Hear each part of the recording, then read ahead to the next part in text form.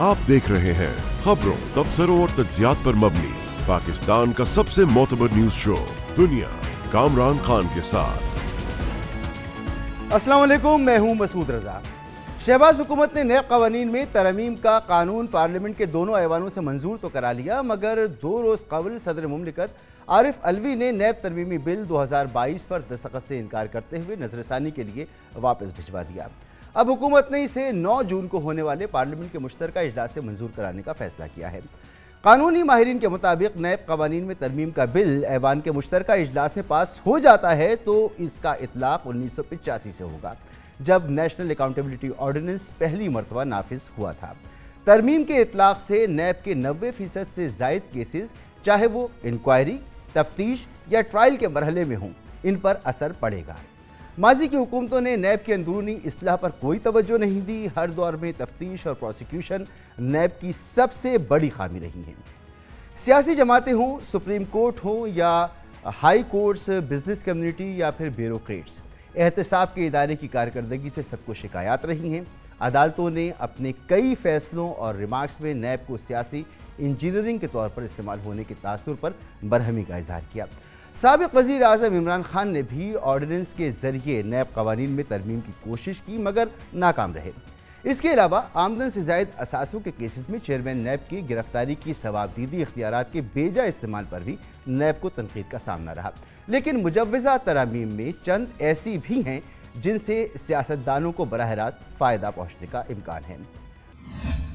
नैब कवानीन में की जाने वाली सबसे अहम तब्दीली यह है कि अब बर्डन ऑफ प्रूफ यानी बारे सबूत मुल्जिम पर नहीं बल्कि नैब पर होगा। साथ ही आमदन से ज़्यादा असासों के मामलात में कहा गया है कि असासे काफ़ी हद तक या सब्सटेंशियल वसाइल से ज़्यादा हों और करप्शन से बनाए गए हों, लेकिन कानून में सब्सटेंशियल की कोई तारीफ बयान नहीं की गई है। नए कानून के तहत नैब आमदन से ज़ायद असासों का केस नहीं बना सकता जब तक इस बात का तयन ना हो जाए कि ये असासे करप्शन के पैसे से बनाए गए हैं, और फिर अदालत में ये साबित करने की तमाम तर जिम्मेदारी भी नैब की ही होगी। नैब कवानीन में तब्दीली के बाद इख्तियारात के गलत इस्तेमाल से मुताल्लिक़ ये ज़ाहिर करना लाजमी होगा कि फ़ैसला करने वाले अवामी ओहदेदार को इस फ़ैसले से कोई माली फ़ायदा हुआ है। माहिरीन का कहना है कि चूँकि फ़ायदा पोस्टिंग्स, ट्रांसफ़र्स, गैर माली सियासी असर रसूख वगैरह की शक्ल में भी हो सकता है, लिहाजा इसे सिर्फ मालियाती फ़ायदे तक महदूद रखने से मुल्ज़मान को फ़ायदा होने का इम्कान है। माहिरीन के मुताबिक नैब लॉ में तरमीम के बाद अब सिर्फ मुल्ज़िम या इसके बेनामी दार के नाम की जायदाद को ही इसका असासा तस्वुर किया जाएगा। इस तरमीम से कई ऐसे सियासतदानों, ब्यूरोक्रेट्स और दीगर हाई प्रोफाइल अफराद को फ़ायदा पहुँचने का इम्कान है जिन पर रिश्तेदारों के नाम पर असासे रखने का इल्ज़ाम है। इसी तरह अब गैर मुल्की रियासत से मौसूल होने वाले शवाहिद को अदालती कार्रवाई में काबिल कबूल नहीं समझा जाएगा। इसके अलावा तरमीम शुदा कानून के तहत अब अवाम को बड़े पैमाने पर धोखा देने यानी पब्लिक एट लार्ज के मुकदमात में मुतासरा अफराद की तादाद 100 से कम नहीं होनी चाहिए। बज़ाहिर इस तरमीम का फ़ायदा इन हुकूमती वज़रा को होगा जिनको हाउसिंग सोसाइटी से मुताल्लिक़ केस का सामना है, जिसमें 76 मुतासरीन शामिल हैं। दिलचस्प तौर पर सुप्रीम कोर्ट अपने एक फ़ैसले में करार दे चुकी है कि 22 मुतासरा अफराद को भी पब्लिक एट लार्ज माना जाएगा। इसके अलावा इंक्वायरी या तफ्तीश का वक्त 6 माह तक महदूद कर दिया गया है, जबकि रिमांड की मुद्दत भी 14 दिन कर दी गई है, जो वाइट कॉलर क्राइम्स की पेचीदगी को मद्देनज़र रखते हुए नाकाफ़ी लगता है। तरमीम के तहत विफाकी, सूबाई काबीना, एकनेक या किसी भी रेगुलेटरी बॉडी के फ़ैसलों को नैब के दायरा इख्तियार से बाहर कर दिया गया है। बहुत अहम नौइयत का मामला है और इस पर हम बात करेंगे। मोहतरम जनाब हामिद खान साहब हमारे साथ मौजूद हैं, माहिर आईन व कानून। बहुत बहुत शुक्रिया सर आपका वक्त देने के लिए। सर, इसमें तो कोई शक की बात नहीं है कि नैब के कानून पर तनकीद होती रही है, इसमें बेहतरी की बहुत गुंजाइश थी, लेकिन इस दफ़ा जो तरमीम हो रही हैं, तासुर ये आ रहा है कि वो लोग जिनके ऊपर केसेस हैं वही ये तरमीम कर रहे हैं और इन तरमीम के नतीजे में उनके ऊपर जो 90% केसेस हैं तकरीबन वो ख़त्म हो जाएंगे। आपकी क्या राय है इस पर? बिल्कुल दुरुस्त आपने कहा, क्योंकि ये वही लोग तरमीम कर रहे हैं जो नैब के लॉ के तहत इस वक्त मुल्ज़मान हैं, ये उनके ख़िलाफ़ तफ्तीश हो रही है और उन्होंने अपने आप को तफ्तीश से बचाने के लिए, अपने आप को ट्रायल से बचाने के लिए ये सारी तरमीम की हैं। ان میں کچھ ترامیم میں کہوں گا پھر بھی ٹھیک ہیں، جسٹیفائڈ بھی ہو سکتی ہیں، لیکن اتنی فار ریچنگ جو ترامیم ہوئی ہیں اور اتنی وائڈ رینجنگ جو ترامیم ہوئی ہے، میں سمجھتا ہوں اس کا کوئی جواز نہیں ہے۔ تو یہ درحقیقت یہ جو ہے جس کو انگریزی میں ہم کہتے ہیں سیلف سرونگ لیجسلیشن، اپنے آپ کو فائدہ پہنچانے کی ایک قانون سازی ہے، اور جو قانون بنانے والے ہیں اپنے آپ کو فائدہ پہنچانے کے لیے قانون میں ترمیم کر رہے ہیں۔ تو سر یہ بھی تو حقیقت ہے کہ آمدن سے زائد اثاثوں کا کیس ہو تو بار ثبوت ملزم پر ہوتا تھا، گرفتاری کے جو اختیارات تھے چیئرمین نیب کے وہ اس کا کہیں پر اطلاق کرتے تھے اپنی ثوابدید پر، کہیں نہیں کرتے تھے، تو یہ پرابلمز ہی موجود تھیں۔ تو ان پرابلمز کو سامنے رکھتے ہوئے جو ترامیم ہو رہی ہیں ان کو کہیں جسٹیفائی کیا جا سکتا ہے؟ میں نے یہ عرض کیا نا کہ کچھ ترامیم جسٹیفائڈ ہو سکتی ہیں ان میں سے، لیکن بیشتر نہیں۔ لیکن مثلا بار ثبوت کی حد تک تو بات درست ہے، کیونکہ عام قانون یہی ہے جتنے بھی فوجداری کیسز ہوتے ہیں اس میں بار ثبوت ملزم پہ نہیں ہوتا بلکہ اسٹیٹ پر ہوتا ہے۔ اسٹیٹ نے ثابت کرنا ہوتا ہے کہ الزام درست ہے اور اس نے کوئی اوفینس کمٹ کیا ہے، تو اس حد تک تو یہ درست ہے اور ہونا چاہیے تھا، کیونکہ اس سے یہ ہو جاتا تھا کہ ثوابدیدی اختیارات نیب کے بہت بڑھ گئے تھے، جس کی وجہ سے وکٹمائزیشن ہونی شروع ہو گئی تھی۔ اور جیسے آپ نے پہلے کہا کہ اس میں پولیٹیکل انجینئرنگ کا بھی ایک ذریعہ بن گئے تھے نیب کے قوانین۔ سو کچھ تو ٹھیک ہے، اسی طرح جیسے 14 دن کا ریمانڈ ہے جو کہ عام سارے کیسز میں ہوتا ہے، تو میں سمجھتا ہوں ٹھیک کیا۔ 90 دن کا ریمانڈ بہت زیادہ تھا اور اتنا عرصہ یہ انتقامی کارروائی کے لیے بھی استعمال ہوتا رہا کہ ایک دفعہ تفتیش کے نام پر 90 دن تو کم از کم اس کو جیل میں رکھا جا سکتا ہے۔ تو کچھ ترامیم تو میں سمجھتا ہوں کہ ان کا تو جواز ہے، لیکن بہت ساری ایسی بھی ہیں جس سے یہ لگتا ہے کہ ان اپنے آپ کو خاص طور پہ بچانے کی کوشش کی جا رہی ہے، اور کوشش کی جائے کہ ڈیفینیشن ایسی ہم دیں اوفینسز کی کہ ہم اس میں فال نہ کریں اور ہم بچ جائیں۔ یہ سامنے رکھتے ہوئے انہوں نے بعض ترامیم کی ہیں۔ ٹھیک سر، اس میں دیکھا جائے تو 24 گھنٹے میں دونوں ایوانوں سے یہ بل منظور ہوتا ہے، کوئی اس پر کنسلٹیٹو پروسیس جو ہے وہ نہیں ہوتا، اسی لیے صدر نے اس پر یہی اعتراض لگایا جو انہوں نے واپس بھیجا۔ اور ملک کی ایک بڑی سیاسی جماعت تحریک انصاف کہتی ہے کہ یہ اگر قانون بنے گا تو ہم اسے کورٹ میں چیلنج کریں گے، جیسا کہ آپ بھی فرما رہے ہیں کہ کچھ چیزیں تو اس میں ہیں لیکن بہت سی چیزیں ایسی ہیں جن کو شاید اس موقع پر نہیں ہونا چاہیے، تو یہ کورٹ میں چیلنج ہو سکتا ہے اور پھر اس کے خلاف بھی فیصلہ آ سکتا ہے؟ یقینی طور پہ چیلنج ہو سکتا ہے، خاص طور پہ جہاں کہیں بھی بنیادی حقوق کے ساتھ اس کا ٹکراؤ ہوگا، کیونکہ جو بھی اس ترامیم کو چیلنج کرے گا اس کو بتانا پڑے گا کہ کون کون سی ترامیم ایسی ہیں جو کہ لوگوں کے بنیادی حقوق کے خلاف ہیں۔ اس حد تک تو وہ چیلنج ہو سکتی ہیں، جو بنیادی حقوق کے خلاف نہیں ہے اس حد تک تو میں سمجھتا ہوں وہ جسٹیفائڈ ہوں گی۔ تو بہرحال جب یہ چیلنج ہوگا تب ہی سپریم کورٹ کو یہ دیکھنا پڑے گا، یا اگر ہائی کورٹ میں ہوتا تو ہائی کورٹ دیکھے گی کہ کہاں کہاں پر آ کے یہ بنیادی حقوق سے ٹکراؤ ہے اور کہاں کہاں سے جو مختلف شکیں ہیں آئین کی اس سے اختلاف پیدا ہو رہا ہے۔ بہرحال یہ ایک دلچسپ کیس ہوگا جس کا عدالتیں فیصلہ کرے گی۔ سر یہ بھی امپورٹنٹ ہے نا کہ 1985 سے اس قانون کا اطلاق ہوگا اور سپریم کورٹ کی اس پہ گہری نظر ہے۔ چیف جسٹس آف پاکستان کہہ چکے ہیں کہ حکومت سوچ سمجھ کر چیئرمین نیب کی تعیناتی کرے، تو سپریم کورٹ اس معاملے پر بھی نظر رکھے ہوئے۔ جی صحیح ہے، یہ سپریم کورٹ نے پچھلے دنوں آبزرویشن دی ہیں، اس سے پہلے بھی ہوتا رہا ہے۔ کم از کم 2 چیئرمین نیب ایسے تھے جن کا چیلنج ہوئے اور ان کو ریموو کیا گیا۔ یہ جب افتخار محمد چودھری صاحب چیف جسٹس تھے سپریم کورٹ کے، اس وقت دو تقرریاں جو تھی وہ سیٹ اسائڈ ہوئی تھی۔ اس میں بہت ساری وجوہات تھی، ایک تو ان کا پاس ریکارڈ اچھا نہیں تھا، دوسرا یہ تھا کہ ان کو سیاسی استعمال کے لیے لایا گیا تھا اور بھی کچھ چیزیں آبجیکشنز ان کے خلاف لیے گئے تھے۔ تو اس لیے ممکن ہے کہ آئندہ کو بھی اگر کوئی تقرری ہوتی ہے اور وہ قانون اور آئین کے خلاف ہوتی ہے تو پھر اس صورت میں وہ چیلنج ہو سکتی ہے۔ اور دوسری طرف اگر دیکھیں تو ایک طرف تو کیسز ختم ہو رہے ہیں، لیکن نیب کا ایک بڑا مسئلہ یہ رہا ہے کہ اس میں تفتیش اور پروسیکیوشن بڑی کمزور رہی ہے. وائٹ کالر کرائم کو ویسے بھی ثابت کرنا مشکل ہوتا ہے.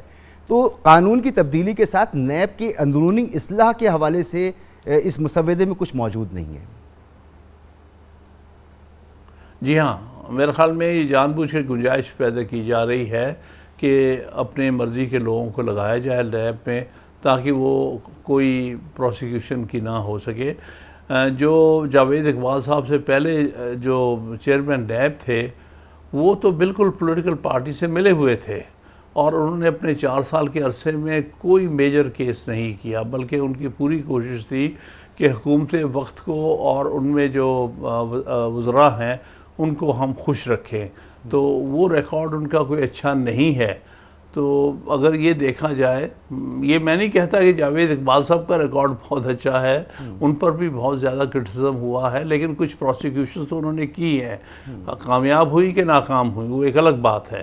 لیکن ان سے پہلے جو تھے انہوں نے تو کچھ بھی نہیں کیا تھا، 4 سال بالکل ضائع کر دیے تھے اور نیب کا قانون بے معنی بنا کے رکھ دیا تھا. سر بہت بہت شکریہ آپ کا جناب حامد خان صاحب، ماہر آئین و قانون ہمارے ساتھ موجود. گفتگو آپ نے سنی. یہاں پر ایک بریک لیں گے اور بریک کے بعد بات کریں گے شہباز شریف اور حمزہ شہباز کی ایک دن میں 2 پیشیاں. اسپیشل کورٹ میں منی لانڈرنگ کیس کی اہم سماعت ہوئی، اس کا سارا احوال آپ کے سامنے رکھیں گے ایک بریک کے بعد.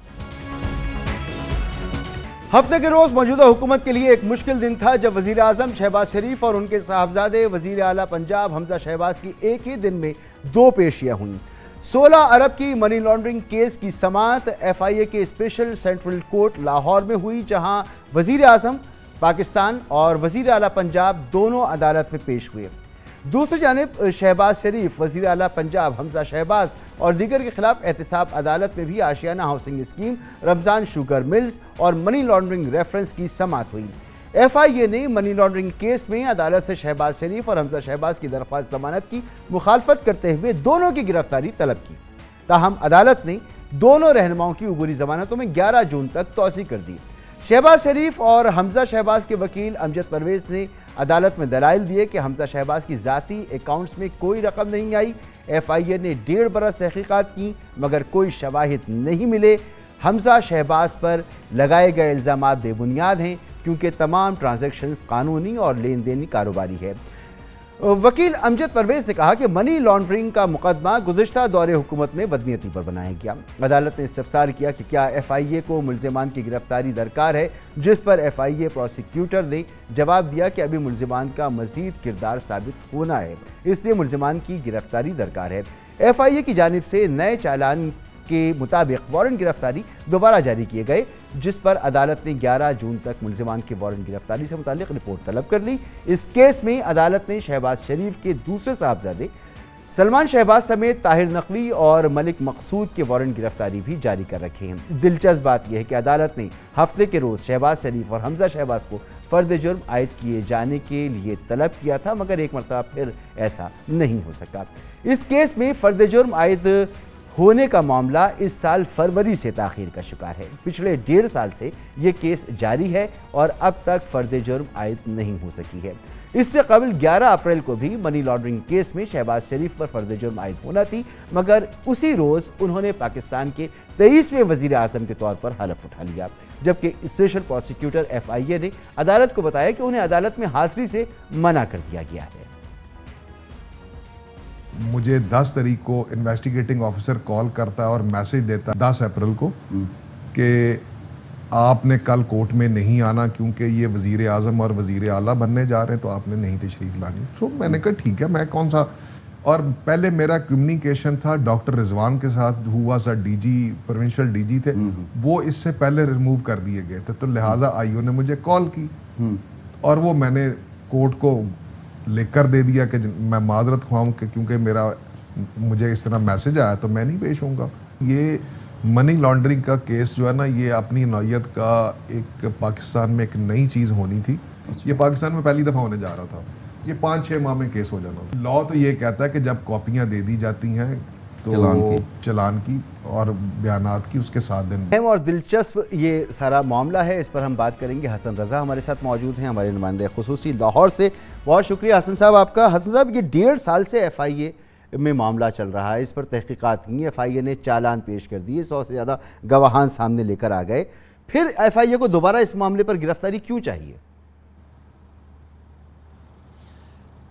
دیکھیں مسعود صاحب، 2 چیزیں سامنے آ رہی ہیں۔ پہلی بات تو یہ ہے کہ جب ایف آئی اے نے سارے معاملے کی تحقیقات شروع کی تھی تو 3 ہائی پروفائل کیسز تھے، جس میں جہانگیر ترین، خسرو بختیار اور شہباز شریف فیملی کے حوالے سے 3 کیسز کے حوالے سے جو ہے وہ تحقیقات شروع کی گئی تھی، اور یہ دیکھنے میں آیا کہ ایف آئی اے مختلف اوقات میں جو ہے اپنے بیانات میں رد و بدل جو ہے وہ ان کے سامنے آتے رہے ہیں۔ کبھی کوئی ڈاکومنٹ سامنے لے کے آتے ہیں اور کبھی کون سا بیان آتے رہے، خاص طور پہ جب پرائم منسٹر جو ہے شہباز شریف بنے ہیں اس کے بعد تو بہت بڑی ایف آئی اے میں تبدیلیاں دیکھنے کو مل رہی ہیں، آفیسرز تبدیل کر دیے گئے، اور پھر اس کے بعد اب جو ہے کیونکہ انہوں نے ایک ضمنی چالان جو ہے وہ ایف آئی اے میں جو عدالت میں جمع کروایا، اس کو مد نظر رکھتے ہوئے انہوں نے یہ درخواست کی تھی کہ ہم ان کو جو ہے وہ گرفتار کرنا چاہتے ہیں کیونکہ مزید تفتیش درکار ہے۔ اگر دیکھا جائے تو پہلے جب ایف آئی اے جب پیش ہوئی تھی، اس سے قبل جب پرائم منسٹر شہباز شریف نہیں تھے، تو اس وقت انہوں نے یہ معاملہ سامنے رکھا تھا کہ ہم ان کو گرفتار نہیں کرنا چاہتے کیونکہ ان کی گرفتاری مطلوب نہیں ہے، اور اب کیونکہ وہ یہ سمجھ رہے ہیں کہ شاید ہم ان کی گرفتاری یا ایسا کوئی معاملہ سامنے رکھ دیں گے اور ایسے مطالبات کریں گے جس سے ہم تو غیر جانبدار ہو سکتے ہیں۔ ایف آئی اے یہ واضح کرنے کی کوشش کر رہی ہے تاکہ آئندہ سے اگر کوئی ایسی چیز سامنے لائی جائے تو اس پہ اگر کیس ختم کرنے کے حوالے سے کوئی بڑا قدم سامنے آتا ہے تو شاید پھر کوئی یہ سوال نہیں اٹھا سکتا کہ ایف آئی اے نے جو ہے وہ ان کی گرفتاری جو ہے مطلوب جو ہے وہ طلب نہیں کی تھی یا اس طرح کے معاملات سامنے نہیں رکھے تھے، یا ایف آئی اے اس طرح کا جو ہے وہ بڑا ایکشن سامنے نہیں لے کے آیا تھا۔ ایف آئی اے نے جو عدالت میں جو ان کے پروسیکیوٹر، اسپیشل پروسیکیوٹر کی طرف سے جو باجوہ صاحب نے جو درخواست کی، ان سے یہی کہنا تھا کہ فاروق باجوہ نے کہ ان کی ہمیں گرفتاری مطلوب ہے اور ان کے ساتھ ساتھ دیگر جو ملزمان ہیں ان کی بھی گرفتاری مطلوب ہے، لیکن ان کے بھی وارنٹ گرفتاری جاری ہو چکے ہیں، لیکن وہ بھی ابھی تک جو ہے وہ تفتیش جو ہے وہ زیر تفتیش یعنی یہ تاثر ہے کہ ایف آئی اے جو ہے وہ یہ ثابت کرے کہ وہ غیر جانبدار ہے، اور یہ بھی تاثر آئے کہ حکومت کی طرف سے اس پہ کوئی دباؤ نہیں ہے۔ مگر کیا معاملہ ہے کہ فرد جرم اس پر عائد نہیں ہوا، اور اب تک اس پہ کئی مرتبہ فرد جرم عائد ہونے کے لیے بلایا گیا ملزمان کو، لیکن فرد جرم عائد نہیں ہوئی۔ دیکھیں، جب یا تو پہلے تو یہ لگایا جاتا رہا کہ تمام ملزمان موجود ہوں گے تو پھر فرد جرم عائد کی جائے گی، اب کیونکہ ضمنی چالان جمع کروا دیا گیا، ان کو یہ کہا گیا کہ ہم گرفتار کرنا چاہتے ہیں، اب ممکن ہے، اور جو مسلم لیگ نون کے وکلاء سے جو میری بات ہوئی ہے وہ یہ دعویٰ کر رہے ہیں کہ شاید ہم اب ایک درخواست جو ہے وہ جمع کروا سکتے ہیں، اس کی ہم تیاری کر رہے ہیں کہ جو چالان جمع کروایا گیا ہے اس میں جو ذمہ داران کا تعین کیا جا رہا ہے یا جن پر الزامات عائد کیے جا رہے ہیں وہ درست ہے یا نہیں، پہلے ان کے حوالے سے دیکھا جائے۔ اگر وہ یہ درخواست عائد کر دیتے ہیں تو پھر فرد جرم کا معاملہ جو ہے مزید تاخیر کا شکار ہو سکتا ہے۔ البتہ جب چالان ہو گیا، مقدمہ ہو گیا، تو پھر ہر صورت جو ہے فرد جرم عائد ہونی ہے، اور ایف آئی اے اگر کیس کو جو ہے وہ کمزور کرنا چاہے تو وہ پھر گواہان کی صورت میں جو ہے وہ کمزور کر سکتی ہے، یا وہ چالان اگر درخواست دائر کرتے ہیں مسلم لیگ نون کے وکلاء کہ اس چالان پر جو ہے مزید فوکس کیا جائے اور دیکھا جائے جو الزامات عائد کیے جا رہے ہیں، پھر دوبارہ ایف آئی اے کی طرف معاملہ جائے گا اور پھر وہ جو اس کے حوالے سے تحقیقات سامنے رکھیں گے، کیونکہ اگر دیکھا جائے جو پہلے چالان جمع کروایا گیا تھا عدالت میں، اس میں یہ منشن کیا گیا تھا کہ ہم نے ان کے 29 سے زائد جو ہے فیک اکاؤنٹس پکڑے ہیں جہاں سے جو ہے منی لانڈرنگ کی گئی، 17,000 سے زائد ان کی ٹرانزیکشن منی ٹریل جو ہے وہ ان کا ہم نے جو ہے وہ جائزہ لینے کے بعد یہ پورا کیس بنایا ہے۔ اس کے اندر انہوں نے مقصود چپراسی سمیت بے شمار افراد کے نام شامل کیے گئے ہیں، باقاعدہ ایویڈنس شامل کیے گئے ہیں، اور جو ڈاکومنٹس پیش کیے گئے ہیں اس میں تو یہ بھی لکھا ہے کہ ہم نے 18 اکتوبر 2020 کو شہباز شریف جب جیل میں تھے تو ہم نے ایک سوال نامہ بھجوایا تھا، پھر اس کے ساتھ ساتھ 8 جنوری 2021 کو 2 فروری کو ان کا جواب آیا لیکن نامکمل تھا، 20 جون 2021 کو سوال نامہ بھجوایا تھا، اور 29 ستمبر کو 2021 کو بھی سوال نامہ بھجوایا، پھر اس کے ساتھ ساتھ 8 اکتوبر کو جواب آیا شہباز شریف کی طرف سے، وہ بھی نامکمل تھا۔ یہ تو ایف آئی اے میں ٹھوس شواہد تو پہلے ہی دے چکے ہیں، لیکن اب ایسا لگ رہا ہے کہ شاید فرد جرم یہ تاخیر کرنا چاہتے ہیں یا عدالت میں کوئی ایسا معاملہ رکھنا چاہتے ہیں جس کی وجہ سے کیس جو ہے وہ مشکوک ہوتا قرار دے۔ یہ تو معاملہ تھا ایف آئی اے اور اسپیشل کورٹ کا۔ نیب میں بھی اسی دن پیش ہوئے حمزہ شہباز اور شہباز شریف، تو اس کا کیا اس دن کیا رہا اور کیا آؤٹ کم ہے اس کا سماعت کا؟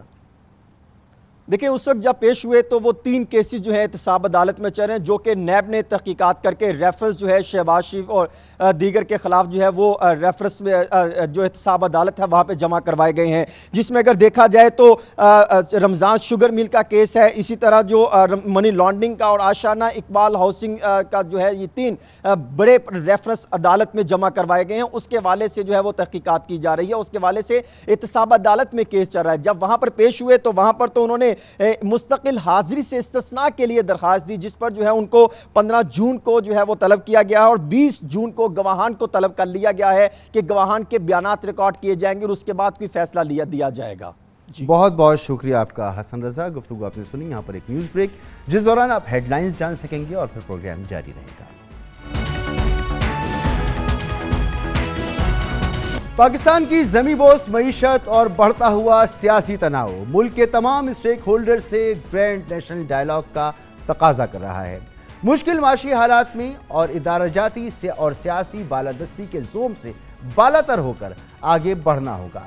सदर मुमलिकत डॉक्टर आरिफ अलवी, वज़ीर आज़म शहबाज शरीफ, चीफ जस्टिस उमर अता बंदियाल और army chief general Qamar Javed Bajwa को वसी तर कौमी मुफाद में एक अजीम कौमी मुकालमे को परवान चढ़ाना होगा। मुल्क को बहरानों की जद से निकालना होगा। साबिक वज़ीर आज़म इमरान खान को भी मुल्क की बड़ी पार्लिमानी क़ुव्वत होने के नाते अपना दिल बड़ा करना होगा और ग्रैंड नेशनल डायलॉग का हिस्सा बनना होगा। इस पस मंज़र में कल वज़ीर आज़म शहबाज शरीफ ने मुल्की मसाइल के हल के लिए रियासत पाकिस्तान के तमाम शराकतदारों को ग्रैंड डायलॉग की पेशकश की। लाहौर में इंडस अस्पताल की इफ्तिताही तकरीब से खिताब में वज़ीर आज़म शहबाज शरीफ का कहना था कि हमें सेहत, तालीम, मईशत और मुल्क की तरक्की पर किसी समझौते और सियासत के बगैर आगे बढ़ना होगा और मुल्क की खुशहाली के लिए ज़ाती अना और पसंद नापसंद को मारना होगा और ग्रैंड डायलॉग करने होंगे। यकीनन कौमी इत्तेफाक राय और मुफाहमत की अहमियत पहले से कहीं ज़्यादा ज़रूरी हो गई है। रियासत पाकिस्तान की तरक्की और इस्तेहकाम के लिए एक बार फिर तमाम सियासी क़ुव्वतों बशमूल पार्लियामेंट, एग्जेक्टिव और अदलिया के दरमियान वसी मुकालमे की ज़रूरत पेश आ रही है। मुस्लिम लीग नून की सीनियर नायब सदर और साबिक वज़ीर आज़म शाहिद खाकान अब्बासी ने कल एक इंटरव्यू में ग्रैंड नेशनल डायलॉग के अगराज़ व मकासिद और तरजीहात की वजाहत भी की। बिलाशुबा मुस्लिम लीग नून की ग्रैंड नेशनल डायलॉग से मुताल्लिक़ पेशकश 100% दुरुस्त है। पाकिस्तान को माशी और सियासी खतरात से बचाने का सिर्फ यही रास्ता है। वज़ीर आज़म शहबाज शरीफ की पेशकश अपोजिशन लीडर की हैसियत से मिसाक़ मईशत के नाम से पहले भी मुतादिद बार करते रहे और दिलचस्प बात यह है कि माजी में पीपल्स पार्टी के शरीक चेयरमैन आसिफ अली जरदारी ने भी मिसाक़ मईशत की तायीद की है। इत्तेफाक की बात है कि साबिक वज़ीर आज़म इमरान खान पिछले 3.5 साल से हिज़्ब इख्तिलाफ को किसी खाते में नहीं लाए। मिसाक़ जमहूरियत समेत कौमी सलामती के मामलात पर भी वो अपोजिशन के साथ बैठने से गुरेज़ा रहे और उनका एक ही जवाब रहा कि किसी को NRO नहीं दूंगा। अलबत्ता तहरीक इंसाफ के साबिक वज़रा ने मिसाक़ जमहूरियत पर बज़ाहिर हामी भरी, लेकिन अमली तौर पर कोई पेशरफ सामने नहीं आई। दरअसल पाकिस्तान की मईशत और तरक्की सियासी क़ुव्वतों और रियासती इदारों के माबैन इख्तिलाफात का मुतहम्मिल नहीं हो सकती। तमाम शराकतदारों के माबैन डायलॉग के ज़रिए ही तमाम इशूज़ और तहफ़्फ़ुज़ात को दूर किया जा सकता है और माजी में भी मिसाक़ मईशत, चार्टर ऑफ गवर्नेंस और ग्रैंड नेशनल डायलॉग की बाज़गश सियासी और कानूनी और माशी मैदान में सुनाई देती रही है। इस बारे में आपको ये रिपोर्ट दिखाते हैं। सियासियात की तयन करती है कि मुक़न्नना का काम कानून साजी, एग्जेक्टिव का काम कानून पर अमल दरामद और अदलिया का काम क़वानीन की तशरीह और खिलाफ वर्जी पर तादीबी कार्रवाई करना है। अगर हुकूमत के ये तीनों आज़ा आइन में तय करदा तहदीद व तवाज़ुन के साथ काम करते रहें तो ये अमल न सिर्फ जमहूरी तरक्की बल्कि मुआशी इस्तेहकाम का भी सबब बनता है। साबिक़ चीफ जस्टिस साक़िब निसार के अलविदाई रेफरेंस से खिताब में इनके पेशरो साबिक़ चीफ जस्टिस आसिफ सईद खोसा ने तजवीज़ दी थी कि सदर ममलिकत की सरबराही में चार्टर ऑफ गवर्नेंस पर बहस की ज़रूरत है। जस्टिस आसिफ सईद खोसा का कहना था कि हमें बात करनी चाहिए कि पार्लियामेंट, इंतज़ामिया और अदलिया में किस इदारे ने कहाँ दूसरे के काम में मुदाखलत की। जस्टिस खोसा ने कहा था कि गुज़िश्ता गलतियों पर गौर करने की ज़रूरत है।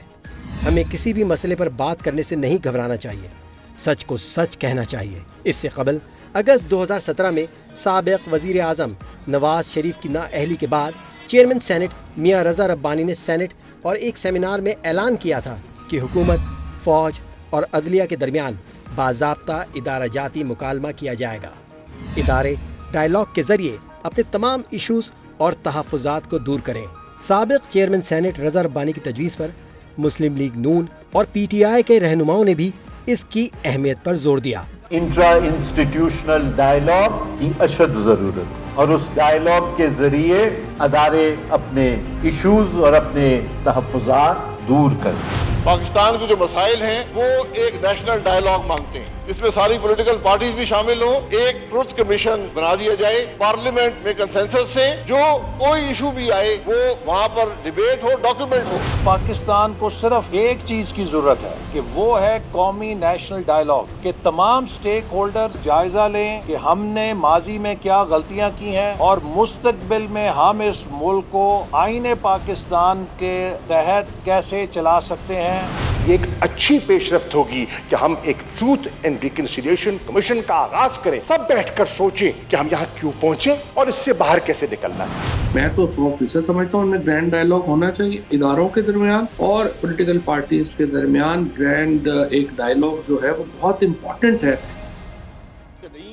سابق وزیر اعظم شاہد خاقان عباسی نے مسلم لیگ نون کی حکومت کے اختتام سے قبل قومی اسمبلی کے آخری سیشن میں کہا تھا کہ قومی مسائل کے حل کے لیے ٹروتھ اینڈ ریکنسیلیشن کمیشن قائم کیا جائے، جبکہ ملکی سطح پر قومی ڈائیلاگ شروع کیا جائے۔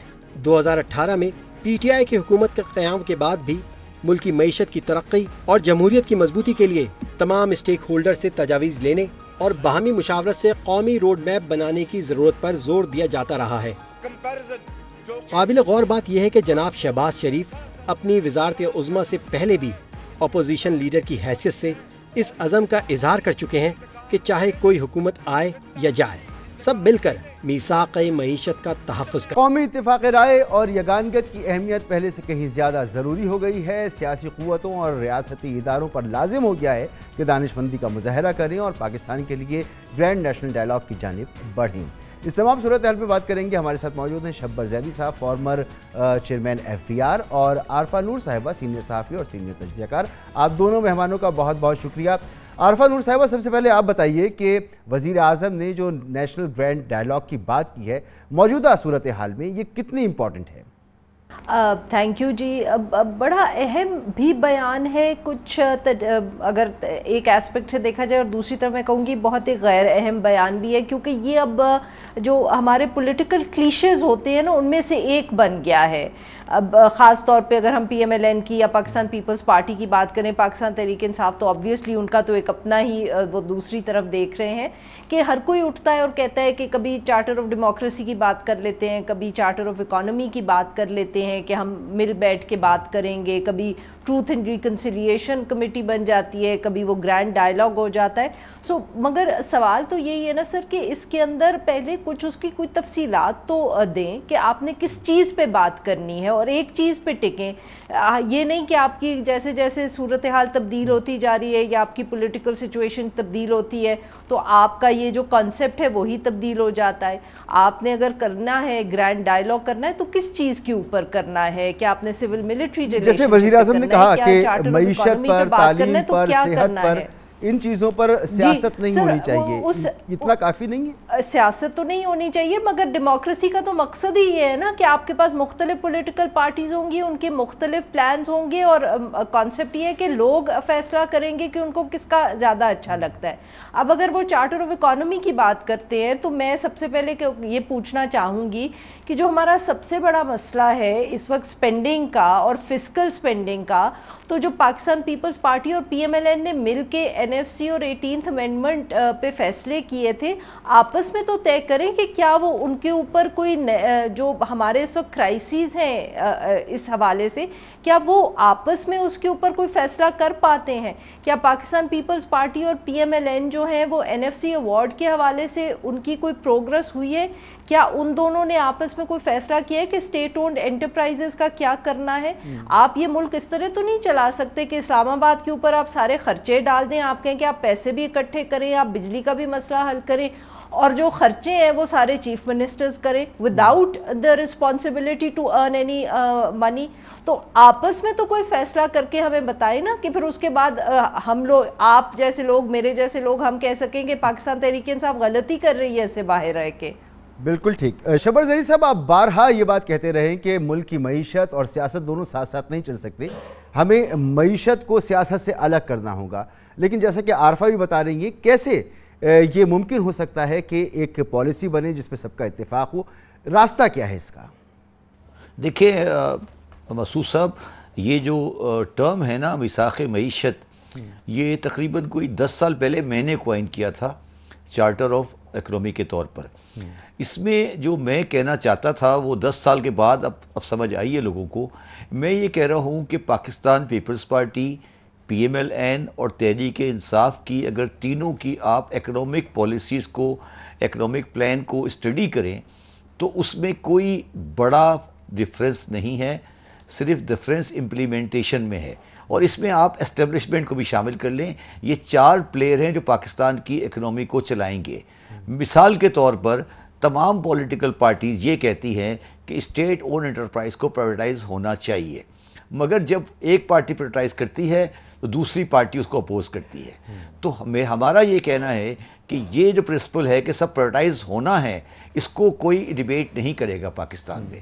فار ایگزامپل آج کی صورتحال میں کوئی آدمی یہ ڈیبیٹ نہیں کرے گا کہ ہمیں آئی ایم ایف میں جانا ہے یا نہیں جانا. اس وقت آئی ایم ایف میں جانا ہماری مجبوری ہے, تو اس کے اوپر سیاست نہیں ہوگی.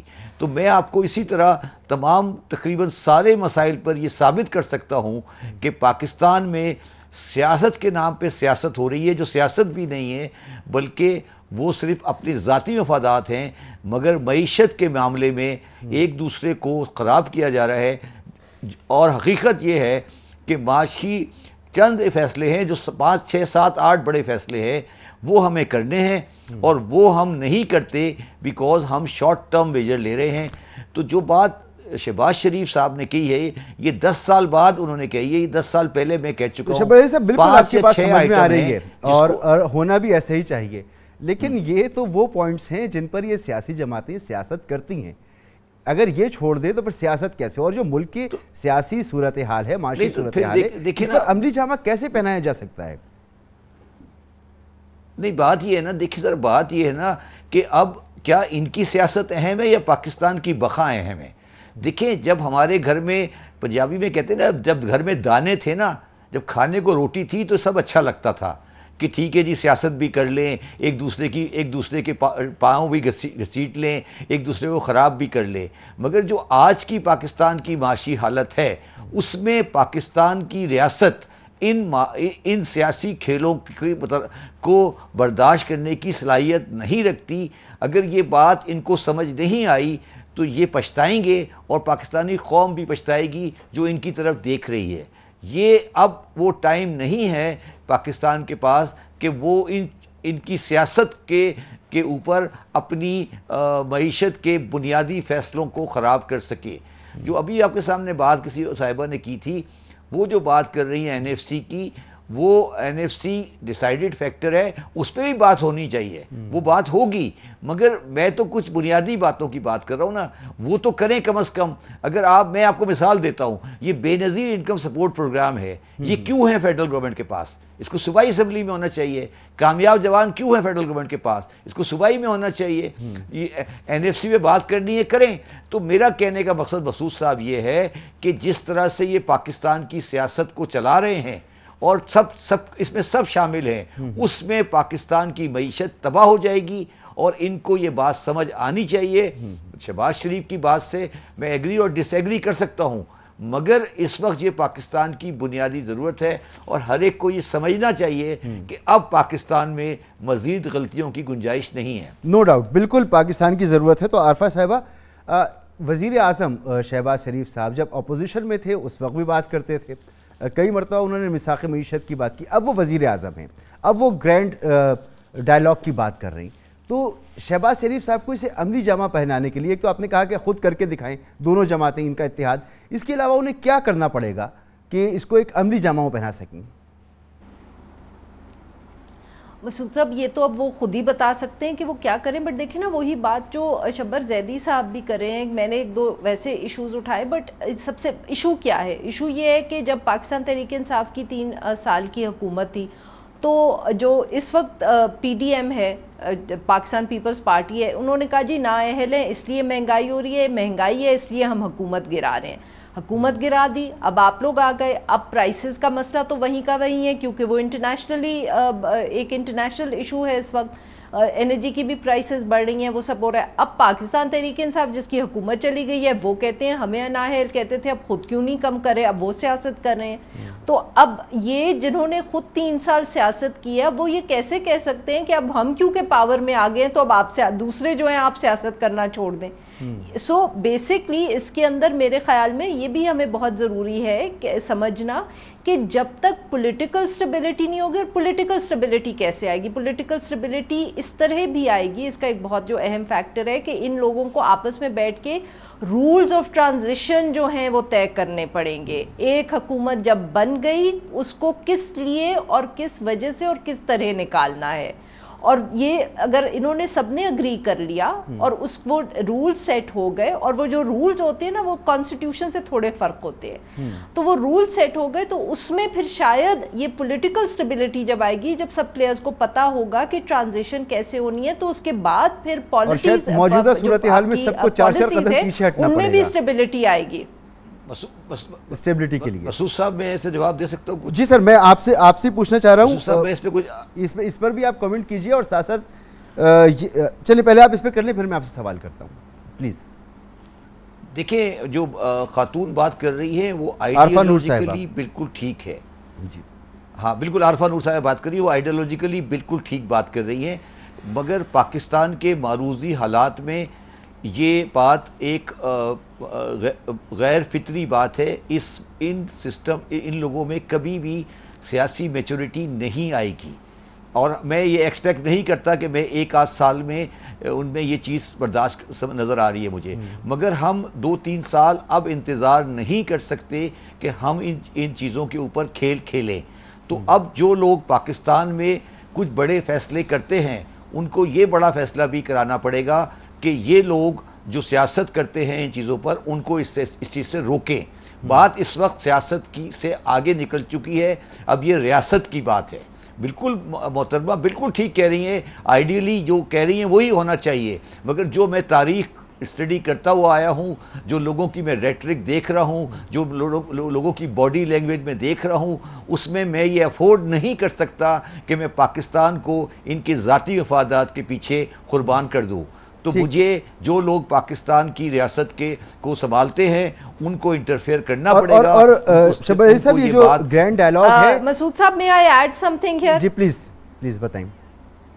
مسعود صاحب شبر صاحب بالکل صحیح کہہ رہے ہیں کہ ہم انتظار تو نہیں کر سکتے، بٹ شبر صاحب کو یہ بھی تو سر ہمیں سوچنے کی ضرورت ہے کہ اگر یہ پولیٹیکل پارٹیز ہر وقت ایک دوسرے کے گریبان پہ آئی ہوتی ہیں، جس کو اگر میں ایک انگریزی کے انالوجی استعمال کر سکوں، یہ جو لارڈ آف دا فلائز والی سچویشن ہے کہ سروائیول آف دا فٹسٹ کی طرح یہ دو پارٹیز آپس میں لڑ رہی ہیں، تو شاید یہ سوال بھی پوچھنے کی ضرورت ہے کہ یہ کنڈیشنز کس نے کریٹ کی ہیں؟ جنہوں نے کریٹ کی ہیں وہ تو آ کے ان کو نہیں حل کر سکتے نا، آپ پھر اگر وہ کنڈیشنز ہی کریٹ کرنا چھوڑ دیں گے تو یہ خود ہی بات کرنا شروع کر دیں گے آپس میں۔ میں جواب دیتا ہوں اس کا آپ کو، میں آپ کی بات سے ڈس ایگری کرتا ہوں عارفہ صاحبہ، میں 40 سال سے اس ملک کی معیشت کو غور سے دیکھ رہا ہوں۔ پولیٹیکل سسٹم میں ہماری اسٹیبلشمنٹ نے کوئی غلطیاں کی ہوں گی، انٹرفیرنس کی ہوگی، مگر 40 سال سے جو معیشت کا میس کریٹ کیا ہے اس میں اسٹیبلشمنٹ کا کوئی قصور نہیں ہے۔ اور شبر عزیز صاحب یہ جو گرینڈ ڈائیلاگ کی بات ہو رہی ہے اس میں شہباز شریف صاحب اور یہ میری بات سنیں، میں یہ کہنے کی کوشش کر رہا ہوں کہ پاکستان میں 1980 سے آج تک کی ہسٹری اٹھا لیں، جتنی بھی گورنمنٹیں گئی ہیں وہ تمام اپنی معاشی بدحالی کی وجہ سے گئی ہیں، اور وہ اپنی اکنامکس کو مینیج۔ اب اگر میں عارفہ صاحب کی یہ بات مان لوں کہ میں پہلی کلاس کے بچے کو پہلے پڑھاؤں گا، جب وہ پوری طرح پڑھ جائے گا پھر اس کو میں افسر بناؤں گا، یہ ٹائم میرے پاس پاکستان میں چاہتا ہوں میرے پاس ہو، مگر اب نہیں ہے۔ شبر صاحب آگے بڑھتے ہیں، تھوڑا سا اب ذرا سا آگے بڑھتے ہیں۔ اگر فرض کریں کہ ایک پالیسی بننی ہے اور اس کے لیے انیشیٹو لیا جاتا ہے تو اس کا ایجنڈا کیا ہونا چاہیے, کیا نکات ہونے چاہیے منیمم جس پر میں راستہ بتا دیتا ہوں جی. اس کا راستہ یہ ہے کہ پاکستان میں آئین میں ایک ایکٹ پاس کیا جائے, ایک قانونی ترمیم کی جائے جس کا نام ہو revival of the Pakistan economy act, اور اس ایکٹ کے اندر یہ لکھا جائے کہ ABCDEFGH, اس ABCDEFGH کے اوپر کوئی پولیٹیکل پارٹی پولیٹیسائزن نہیں کی جائے گی, اور وہ ایسے مسائل ہیں ABCDEFGH اس پہ کوئی آدمی سمجھداری والا ڈس ایگری نہیں کر سکتا. کوئی پارٹی یہ نہیں کہہ سکتی کہ پاکستان اسٹیل مل کو پرائز نہیں ہونا, کوئی آدمی یہ نہیں کہہ سکتا کہ بجلی کی پرائس میں سبسڈی کو گریجولی ختم کرنا ہے. تو یہ وہ ساری چیزیں ہیں, آپ کو ایک ایکٹ لانا پڑے گا پارلیمنٹ میں, اور اس پارلیمنٹری ایکٹ کو سینکٹری دینی پڑے گی آئین میں, اس کا نام ہونا چاہیے survival of Pakistan economy act, اور اس ایکٹ کے بعد اس کا چاہے پی ٹی آئی باہر ہے یا پی ٹی آئی اندر ہے, اب آپ ان لوگوں کو یہ موقع نہیں دے سکتے کہ ایک دوسرے کے ساتھ یہ کھیل کھیلتے رہیں اور پاکستانی ریاست تباہ ہوتی رہے. 3 سال سے 30 سال سے ترمیم ہی کر دینی چاہیے اگر سب متفق ہو جائیں, تاکہ تبدیل کرنا بڑا مشکل ہو جائے. ترمیم کی بات نہیں کر رہا میں سر, میری بات, میں ترمیم کی بات نہیں کر رہا, میں ایک سمپل بات کر رہا ہوں کہ پاکستان کی معاشی حالت کے اوپر کچھ پالیسیز ایسی ہیں جس پہ کوئی آدمی ڈس ایگری نہیں کر سکتا. میرا ساری زندگی اسی کام میں گزری ہے, میں آپ کو 5 آئٹم بتا سکتا ہوں, اس کو لیجسلیٹ کریں, اس کو پارلیمنٹ کا ایکٹ بنائیں, اس کو لے کر آ جائیں, اور جو بھی گورنمنٹ آئے, یہ آئے, کیئر ٹیکر آئے, کوئی بھی آئے, پی ٹی آئی آئے, پی ایم ایل این آئے, اس کے اوپر اب آرگومنٹ نہیں ہو سکتی, ختم. بالکل ٹھیک, آپ کی بالکل بات پہنچ گئی, بالکل آپ کا پوائنٹ بہت کلیئر ہے. مگر عارفہ نور صاحبہ, پی ٹی آئی ایک بڑی قوت ہے, ایک سیاسی قوت ہے, اس نے اس تجویز کو رد کر دیا ہے. اگر یہ گرینڈ ڈائلاگ کرنا ہے تو اسے پھر ٹیبل پر لانا ہوگا, تو اس کے لیے کون سا راستہ ہو سکتا ہے, کیا ہو سکتا ہے؟ مسعود صاحب وہی تو میں آپ سے کہہ رہی تھی نا کہ وہ بیکاز اکانومی جو ہے نا وہ ہم اس کے فیصلے اس لیے نہیں کر پا رہے کیونکہ ہمارا پولیٹیکل سسٹم سٹیبل نہیں ہے. اب پولیٹیکل سسٹم کیوں نہیں سٹیبل ہے؟ کیونکہ پولیٹیکل پارٹیز جو ہیں وہ ہر وقت لڑ رہی ہوتی ہیں اور وہ ہر وقت یہ سوچ رہی ہوتی ہیں کہ کون سا ایسا شارٹ کٹ ہے جس کو استعمال کر کے ہم پاور میں آ جائیں گے. کیونکہ رولز آف ٹرانزیشن نہیں سیٹ, کبھی کوئی دھرنا لے کے آ جاتا ہے, ہر دھرنے کے اوپر چاہے جو جماعت لائی یا نہ لائی, بٹ دھرنے کی جب یا لانگ مارچ کی بات ہوتی ہے تو ان کا مقصد کیا ہوتا ہے؟ ان کا مقصد ہوتا ہے ہم نے حکومت گرا دینی ہے. اس سے کم پہ تو کوئی لانگ مارچ کرتا ہی نہیں ہے نا.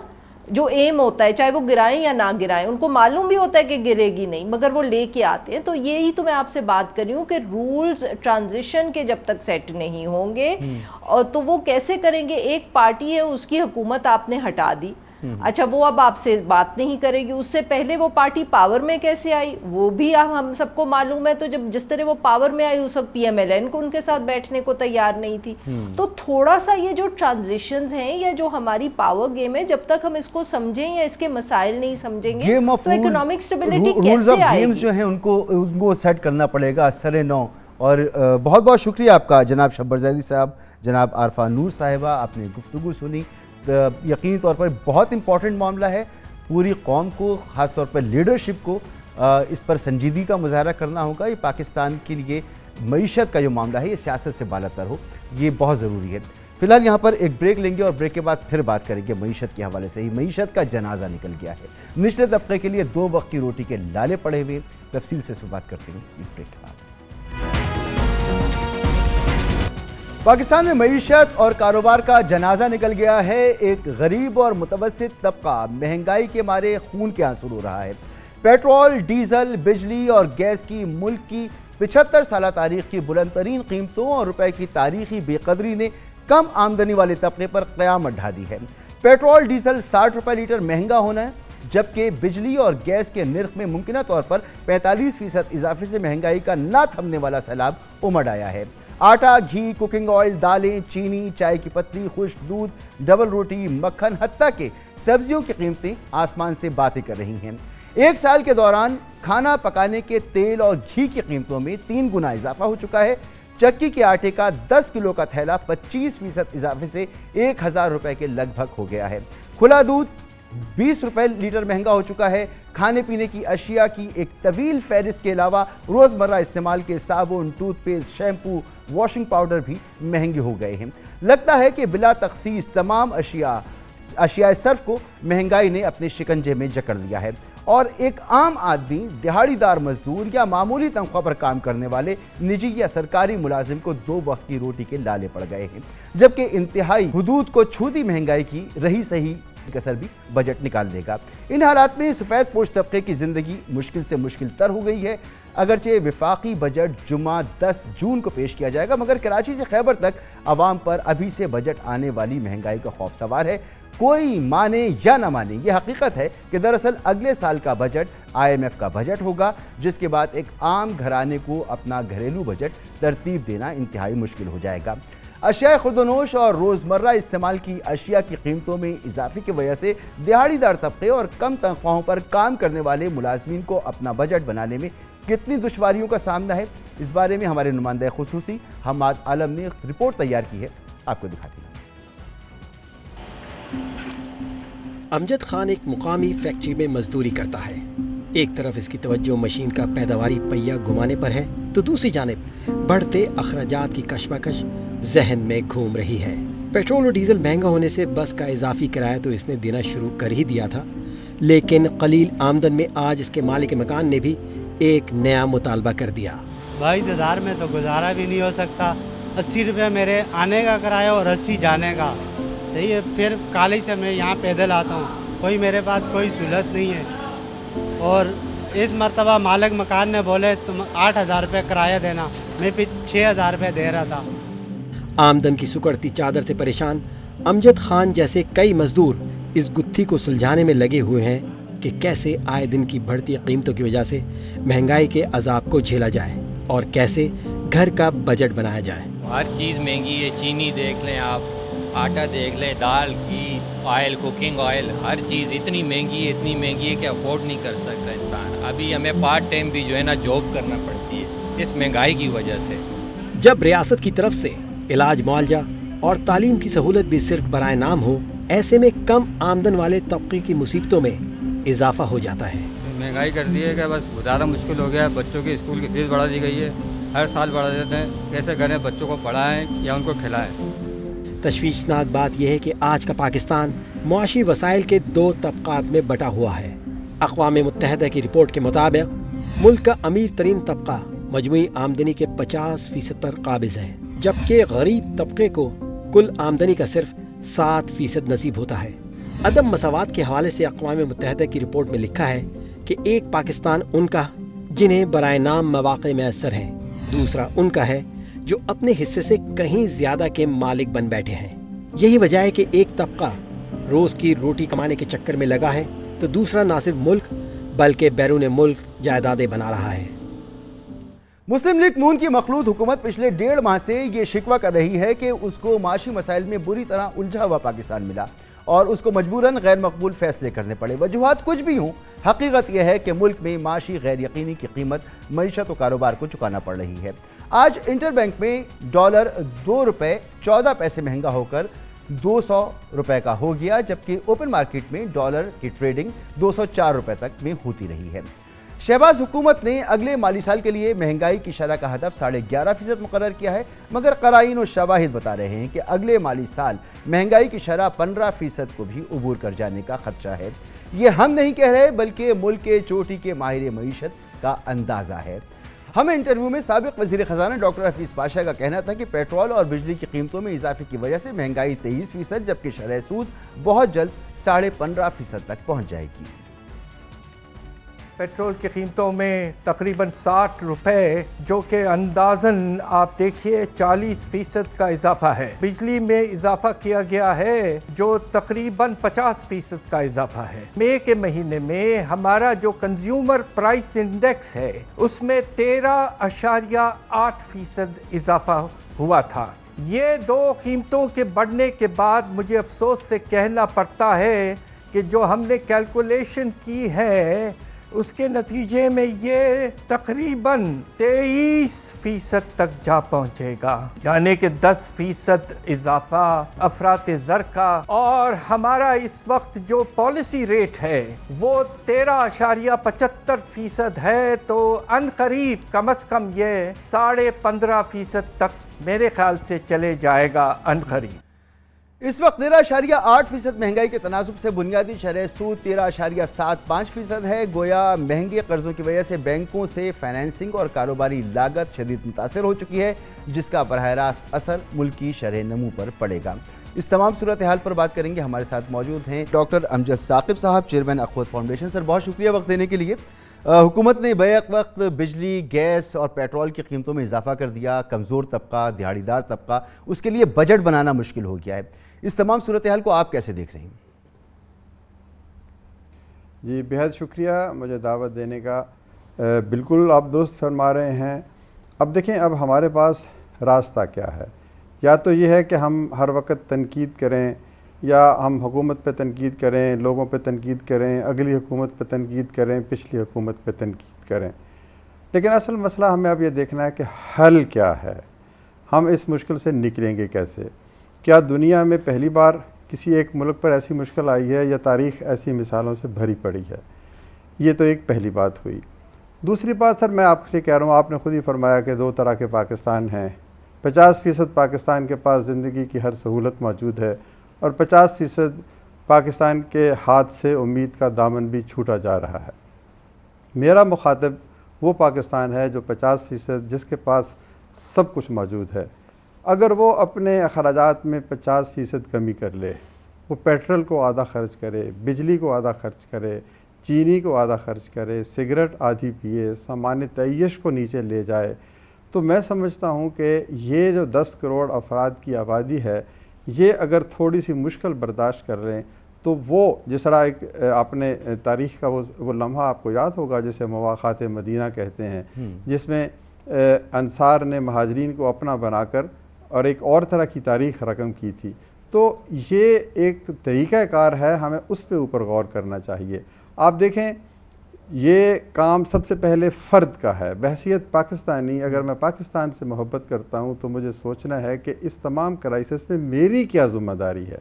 میں حکومت کی ذمہ داری بعد میں گنواؤں، سب سے پہلے تو میں اپنے گریبان میں جھانکوں کہ میری زندگی کا معیار کیا ہے۔ میں انتہائی جسے کہتے ہیں نا معذرت اور دکھ کے ساتھ یہ بات کہوں گا کہ ہم چاہتے ہیں کہ ہم یزید جیسی زندگی گزاریں اور ہمارا انجام امام حسین علیہ السلام جیسا ہو۔ یہ ایسا نہیں ہوتا۔ ہمیں انفرادی قربانی سے آغاز کرنا ہے، پھر ہمیں اجتماعی قربانی کے اوپر آنا ہے۔ اب یہ تو میں نے آپ کو فرد کی ذمہ داریاں بتائی ہیں نا، کہ میں اپنے گریبان میں جھانکوں کہ میں اس ملک کو ٹیکس دیتا ہوں، میں کیا کرتا ہوں۔ دوسری ایک بات حکومت کے حوالے سے بھی آپ مجھ سے پوچھیں گے کہ آپ نے فرد کی ذمہ داری گنوا دی، حکومت کی کیا ذمہ داری ہے؟ دیکھیں، حکومت کی ذمہ داری میں آپ کو یہ بتاتا ہوں کہ یہ حکمرانوں کو سوچنا چاہیے کہ جب غزوہ خندق کا موقع تھا تو جب کسی نے کہا کہ بھوک سے میرے پیٹ پر ایک پتھر ہے، تو جو اس وقت رہنما تھے انہوں نے اپنے کپڑا اپنے پیٹ کا اٹھایا تو 2 پتھر دکھائے۔ کوئی ہے جو آج یہ کہے کہ میں وہی کھانا کھاؤں گا جو مزدور کھاتا ہے؟ کوئی ہے جو آج یہ کہے کہ میں اسی گھر میں رہوں گا جس میں نچلے متوسط طبقے کا شخص رہتا ہے؟ یہ باتیں جب نہیں ہوں گی، جب اوپر سے یہ مثالیں قائم نہیں ہوں گی، تو قربانی قوم سے کون مانگے، کس طرح مانگے، کس منہ سے مانگے؟ یہ تو سر وہی بات ہو گئی، ہر انڈیویجول کو دیکھنا ہے، چاہے وہ غریب ہے، وہ امیر ہے، وہ اشرافیہ میں ہے، وہ حکومت میں ہے، وہ سیاست میں ہے، وہ ایک عام آدمی ہے، سب کو اپنا اپنا کردار ادا کرنا پڑے گا۔ یہ تو ہو گئی بات اپنا کردار ادا اپنی۔ لیکن ملک کی تاریخ میں 75 سال میں پہلی مرتبہ یہ صورتحال آئی ہے کہ اتنی زیادہ مہنگائی ہوئی ہے۔ تو ایسی صورتحال میں اجتماعی طور پر حکومت کو کچھ فیصلے لینے کی ضرورت ہوتی ہے، ہونی چاہیے۔ تو وہ کیا ہو سکتے ہیں جس سے کہ ایک عام آدمی کو کچھ ریلیف مل سکے؟ سر اس میں سب سے بڑی چیزیں تو یہی ہیں کہ آپ ٹیکسز میں اضافہ کریں۔ ہم کیوں نہیں ٹیکس دیتے؟ اگر وطن سے محبت ہے اور میں کروڑہ روپے کماتا ہوں، اس وطن نے مجھے مٹی سے اٹھا کے آسمان کی بلندیوں پر پہنچا دیا، تو مجھے ٹیکس ادا کرنا چاہیے۔ پھر اس کے علاوہ جو ہمیں امپورٹ بل میں کمی کرنی چاہیے، ہمیں سامان تعیش بند کر دینا چاہیے، ہمیں غیر ضروری اشیاء نہیں خریدنی چاہیے، آپ سولر کو کیوں نہیں پروموٹ کرتے؟ سولر کے لیے آپ بلا سود قرضے دیں، آپ دیکھیں کہ چند ہی ماہ نہیں کے اندر ہی آپ کی جو کنزمپشن ہے وہ کم ہو جائے گی۔ آپ بڑی گاڑیوں کو بند کریں کہ ہفتے میں 1 دن 2 دن یا 3 دن آپ بڑی گاڑیوں سے لے کر آئیں۔ حکومت کو مشورے دینے والے دانشوروں کی کوئی کمی نہیں ہے۔ میں ایک سول سوسائٹی سے تعلق رکھتا ہوں، میرا سیاست سے تعلق نہیں ہے، میں نے خود اپنا آپ کو جھانکنا ہے، میں نے اپنے آئینے میں پوری قوم کو دیکھتا ہوں۔ میں تو لوگوں سے کہوں گا، ان 10 کروڑ افراد سے کہوں گا جو دوسرے پاکستان میں بستے ہیں، کہ وہ تو دیکھیں، چلیں ایک غریب گھرانے کا خرچہ اٹھا لیں، یہ 10 کروڑ اگر دوسرے 10 کروڑ کے ساتھ مواخات کر لیں تو یہ زندگی بدل سکتی ہے۔ بات صرف یہ ہے کہ ہم دوسروں سے قربانی کا تقاضا کرتے ہیں، میں خود قربانی کیوں نہیں دیتا؟ یہ سوال آپ اٹھائیں۔ میڈیا کا سب سے بڑا اہم کردار، میری درخواست یہ ہوگی کہ ایک طرف ہم ضرور یہ بات بتائیں کہ جی ملک کی صورتحال سنگین ہے، لیکن ایک تحریک آپ کی طرف سے یہ بھی تو چلنی چاہیے۔ آپ ہر روز پوچھیں ہر شخص سے کہ تم نے اپنے حصے کی جو فرض جو تم پر تمہارے وطن نے تمہارے مٹی نے ڈالا وہ پورا کیا؟ بالکل سر، ہماری بھرپور کوشش ہوتی ہے کہ ایک فرد کی جو ذمہ داری ہے اسے جھنجھوڑیں، اس پہ بات کریں، اور آپ سے بھی بات کرنے کا مقصد یہی ہے۔ لیکن جو آپ اقدامات بتا رہے ہیں حکومت کو لینے چاہیے، حکومت کی اقدامات لے تو اس کے بعد تو سکھ کا سانس ملے۔ اگر جیب میں پیسے نہیں ہیں تو پھر 10 طرح کی برائیاں ہیں جو معاشرے میں پیدا ہوتی ہیں۔ اگلے سال حکومت نے 11.5% کا انفلیشن ٹارگٹ رکھا ہے۔ حفیظ پاشا صاحب کی ہم نے گفتگو سنائی، وہ کہہ رہے ہیں کہ 23% ہوگا۔ تو جو اقدامات حکومت لے رہی ہے اس سے بھی مہنگائی کم ہوتی نظر نہیں آ رہی، انفلیشن ڈبل ڈیجٹ میں ہی نظر آ رہی ہے جی بالکل اگلے سال کے لیے۔ جی آپ درست فرما رہے ہیں، لیکن یہ قربانی کا عرصہ چند دنوں پہ محیط نہیں ہے۔ اگر آپ نے اس ملک کو مضبوط بنیادوں پہ کھڑا کرنا ہے تو 1 2 3 4 5 سال ہمیں یہ قربانی مسلسل دینا پڑے گی۔ جب گھر میں آگ لگتی ہے نا تو پھر گھر کے ہر فرد کو اس میں شریک ہونا ہے اس آگ کو بجھانے کے لیے۔ یہ آپ میں بالکل آپ سے متفق ہوں کہ اگلے سال شاید اس سے بھی زیادہ مہنگائی ہو جائے، اس سے اگلے سال اس سے بھی زیادہ مہنگائی ہو جائے، لیکن میں پھر بھی یہی کہوں گا کہ حل اس مقتدر طبقے کے پاس ہے جو 50% ہیں، جنہیں خدا نے عطا کیا ہے، جنہیں خدا نے انعامات دیے ہیں، اپنے نعمتوں سے نوازا ہے، جو بے شک وہ حکمرانوں میں ہوں، بے شک وہ ایلیٹ میں ہوں، بے شک وہ سرمایہ دارانہ نظام۔ ایک اور بات میں بتاتا ہوں، آپ نے فطرت سے جنگ شروع کر دی ہے۔ آپ نے بجلی بچانی ہے تو صبح 8 بجے سے شام کو 7 بجے تک دکانیں بازار کیوں نہیں کھولتے؟ آپ رات کو زندگی کا کاروبار کرتے ہیں اور دن کو سوتے ہیں۔ ہم نے فطرت کو ہی اپنا مخالف بنا لیا۔ اسی سے میں آپ کو کہتا ہوں کہ 25% بجلی اور باقی چیزیں بچ جائیں گی۔ جو شام کو رات کو 12-1 بجے تک ریسٹورنٹ آپ کھولنے کی اجازت دیتے ہیں، آپ جتنی بھی دکانیں ہیں، بڑی بڑی مارکیٹس ہیں، آپ ایک لمحے کے لیے دنیا میں چلے جائیں، دنیا کے بڑے سے بڑے ترقی یافتہ ملک میں چلے جائیں، 7 بجے کے بعد آپ کو کوئی دکان جو ضروری ادویات کی دکانوں کے علاوہ نہیں کھلی نظر آئے گی۔